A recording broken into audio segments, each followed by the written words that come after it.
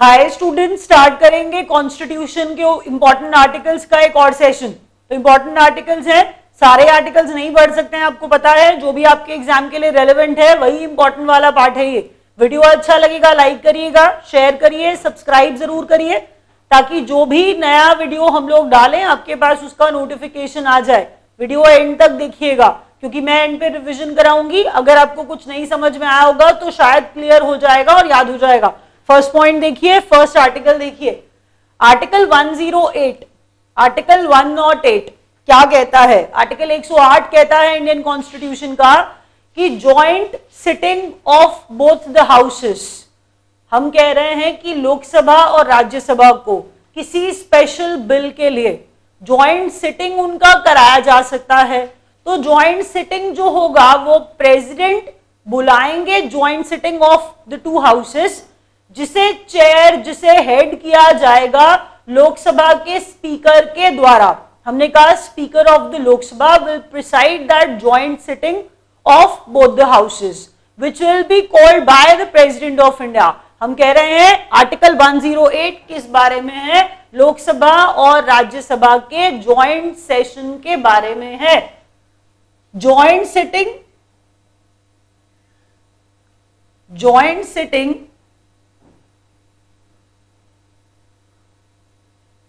Of Lok Sabha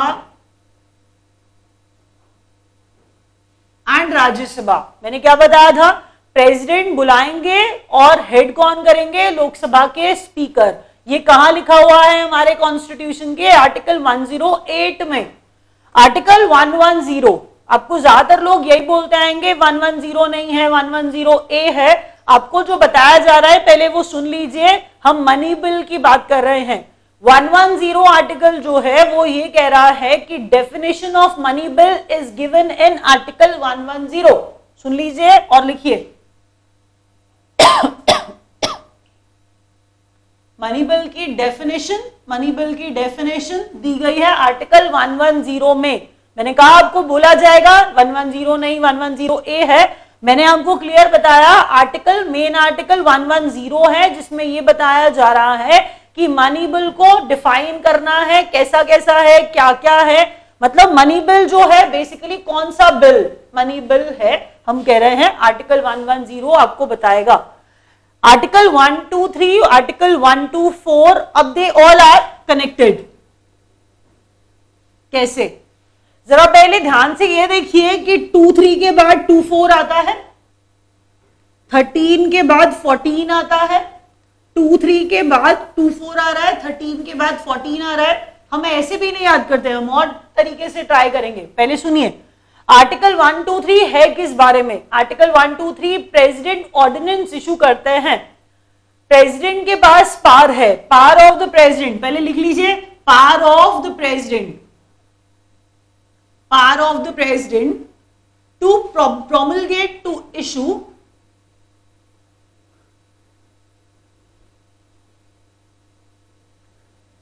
issue ordinances. हम यहां पर बात कर रहे हैं ऑर्डिनेंस इशू करने की। ऑर्डिनेंस को हिंदी में अध्यादेश कहा जाता है। नहीं पता तो सुन लीजिए। रिसेस का टाइम है, पार्लियामेंट का रिसेस पीरियड चल रहा है, मतलब they are not available, session नहीं हो रहा है। तो प्रेसिडेंट के पास पावर होती है, वो ऑर्डिनेंस इशू करके वो लॉ बना देते हैं। और जो प्रेसिडेंट का बनाया हुआ लॉ है वो एक ऑर्डिनेंस कहा जा रहा है। लोकसभा, राज्यसभा हम जानते हैं कि लॉ मेकिंग बॉडीज हैं, कानून बनाएंगी ये। लेकिन ऐसा तो हो नहीं सकता कि हर समय उनका सेशन चलता रहेगा। हमने कहा जब उनका रिसेस का टाइम है, when their sessions are not going on, उस समय प्रेसिडेंट के पास पावर होती है ऑर्डिनेंस बनाने की, मतलब ऑर्डिनेंस इशू करने की। अध्यादेश जारी किया जाता है आर्टिकल 123 से। अब जरा ध्यान से सोचिए, जो पावर्स प्रेसिडेंट के पास होती हैं जनरली वही पावर्स गवर्नर के पास भी होती है। गवर्नर ऑफ द स्टेट, तो गवर्नर्स ऑफ द स्टेट के पास वो पावर्स होती हैं। तो हमने कहा जैसे 123 में प्रेसिडेंट के पास पावर है ऑर्डिनेंस इशू करने की, वैसे ही गवर्नर के पास स्टेट में पावर है। गवर्नर के पास स्टेट में पावर है क्या करने की? इशू करने की क्या ऑर्डिनेंसेस। और ये कब ऑर्डिनेंस इशू करेंगे, जब लेजिस्लेचर हमने कहा रिसेस पर होगा, हमने कहा लेजिस्लेटिव, हमने कहा जैसे लेजिस्लेचर जो है लेजिस्लेटिव असेंबली या लेजिस्लेटिव काउंसिल, तो हमने कहा जो लॉ मेकिंग बॉडी स्टेट के अंदर है वो अगर रिसेस पर है, वो ब्रेक पर है, तो गवर्नर के पास भी पावर है कि वो ऑर्डिनेंस इशू कर सकते हैं for the concern state. Ordinance issue करने की पावर प्रेसिडेंट के पास, गवर्नर के पास। अब ध्यान से ऑब्जर्व करिए, सुनिए। अगर किसी ने कहा 1 2 3, 1 मीन्स इंपॉर्टेंट है, 1 मीन्स कोई बड़ा है, 1 मीन्स मतलब प्राइम है, 1 फर्स्ट होता है, so that important person is our president of India. But when we say it becomes 2 1 3, 1 2 3, when it becomes 2 1 3, 2 means it is less important. 2 means it is less important. Less important मतलब हम ये नहीं कह रहे हैं कि बिल्कुल important नहीं है, हम कह रहे हैं 1 से कम important है, because 1 is our president and 2 is our governor. तो याद रखिए, when the article is 1 2 3, it is related with the president of India. When it is article 213, it is related with the governor of the state. तो governors क्या कर सकते हैं, ordinance issue कर सकते हैं, और प्रेसिडेंट इशू कर सकते हैं ऑर्डिनेंस। अब जरा सुन लीजिए ध्यान से, यहां पर हम बात क्या कर रहे हैं, 124 एंड 214, 124 एंड 214। अब ध्यान से देखिए, the similar thing will be applied here too. अब देख पा रहे हैं 124 and 214, 1 2 3 1 2 3 2 1 3 1 2 3 2 1 3, 1 2 3 was connected with the central government, मतलब the main body। उसके बाद स्टेट पे आ गए थे 213 से स्टेट पे आ गए थे। बिल्कुल वैसे ही 124 होगा, वो सेंट्रल मेन बॉडी की बात करेगा। जैसे 214 की बात करेंगे तो हम लोग स्टेट गवर्नमेंट्स पे मूव कर जाएंगे। दोबारा सुनिए, article 124 deals with the supreme court, deals with the Supreme Court, establishment of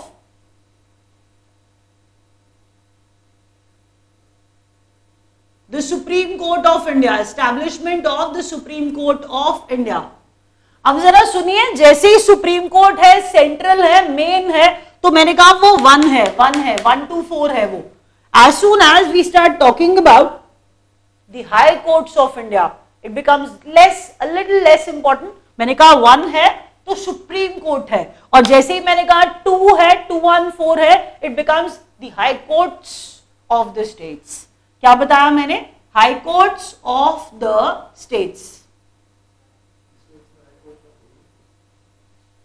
तो अब ये आपको पता होना चाहिए कि जब हम बात कर रहे हैं सुप्रीम कोर्ट की, तो वो सेंट्रल है, वो मेन है, और स्टेट्स में क्या हुआ करते हैं, हाई कोर्ट्स हुआ करते हैं। तो स्टेट में हाई कोर्ट्स हुआ करते हैं, वो आर्टिकल में लिखा हुआ है 214 में, और 124 में लिखा हुआ है कि सुप्रीम कोर्ट होना चाहिए, सुप्रीम कोर्ट का एस्टैब्लिशमेंट के बारे में।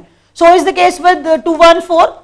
मैंने बताया था 214 किस बारे में, establishment of high courts of the states. आगे बढ़ते हैं, article 148, article 148, controller auditor general, controller auditor general. अब ये कौन होता है, सीएजी कौन होता है? देखिए वैसे मैं क्या करती हूं, जनरली मैं इसको नीचे लिखती हूं, सीएजी को इधर लिखती हूं, आर्टिकल 124 के नीचे। सीक्वेंस ऐसा रखती हूं कि पहले 1 2 3 पढ़ाती हूं, फिर 1 2 3 के बाद 213 पढ़ाती हूं, फिर 214 पढ़ाती हूं, लास्ट में हम 124 लेके आते हैं, जिससे मैं बच्चों को बता देती हूं कि 124 244 को डबल कर लीजिए, इट बिकम्स 148। बट वो अभी रेलेवेंट नहीं है आपके लिए, आप अभी ऐसे याद करिए कि आर्टिकल 148 कंट्रोलर ऑडिटर जनरल है। 124 के बाद 148 पढ़ाने पे बच्चों को इंपॉर्टेंट आर्टिकल सीक्वेंस में याद हो जाते हैं कि 124 है तो 24 का डबल कर दिया तो 148 बन गया, 24 का डबल कर दिया तो 148 कंट्रोलर ऑडिटर जनरल। नाम से आपको सुनाई दे रहा है कि ऑडिटिंग करेंगे, बट बहुत सीनियर है ये, तो ऑडिटिंग करेंगे तो यूनियन गवर्नमेंट और स्टेट गवर्नमेंट के खातों की ऑडिटिंग की जाएगी। हमने कहा यूनियन गवर्नमेंट और स्टेट गवर्नमेंट है, उनकी ऑडिटिंग कौन कर रहा है, उनके जितने भी एक्सपेंसेस हैं, जितने भी एक्सपेंडिचर्स हैं, सबको कौन देख रहा है, उनकी ऑडिटिंग कौन कर रहे हैं, controller auditor general appointed by the president of India. Article 148। Article 155, अब मेरी बात सुनिए ध्यान से, जब हम बात करते हैं गवर्नर्स के बारे में कि गवर्नर्स होते हैं स्टेट के अंदर, तो वो आर्टिकल 153 है, सुन लीजिए, वो आर्टिकल 153 है। बट यहां पर मैंने 155 लिखा है इंपॉर्टेंट सोच करके, क्योंकि आर्टिकल 145 में लिखा जाता है कि governor of the state, governors of the state they are appointed by the president of India.